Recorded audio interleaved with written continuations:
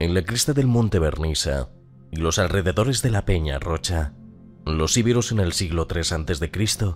construyeron la base de lo que más tarde se convertiría en un magnífico castillo fortificado, donde cuenta la leyenda que la mujer del general cartaginés Aníbal tuvo a su hijo en el año 218 a.C.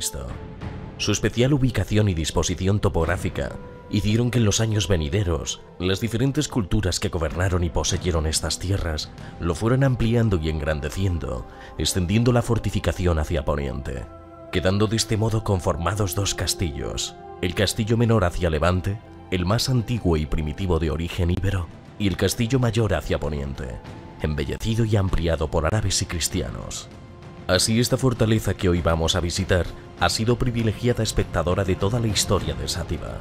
En época romana permitió controlar la vía Augusta y fue escenario de las campañas de Aníbal, Escipión y Sertorio. Jugó un papel fundamental en la caída de la dinastía Omeya y la posterior descomposición del califato de Córdoba. Tras la conquista del rey aragonés Jaime I, se convirtió en la fortaleza más importante que defendía el paso desde Castilla hasta la capital del reino de Valencia. Más tarde se convertiría en prisión de estado de la corona de Aragón.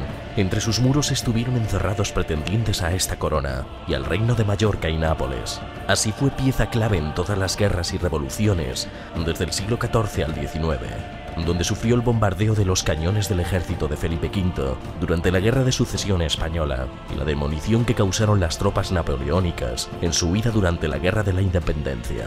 A pesar de diferentes asedios, batallas y revoluciones, el castillo de Sátiva antes capituló, ya que nadie pudo conquistarlo con las armas. Así se le conoce como la fortaleza inexpugnable. Hoy descubriremos sus increíbles historias y leyendas que se esconden tras sus potentes e inquebrantables muros, donde su pasado íbero, romano, árabe y cristiano ha perdurado en el tiempo, dejando un gran legado arquitectónico y cultural. Bienvenidos al castillo de Sátiva. Están invitados a descubrir este lugar mágico y único, uno de los conjuntos fortificados más imponentes e históricos de la península ibérica.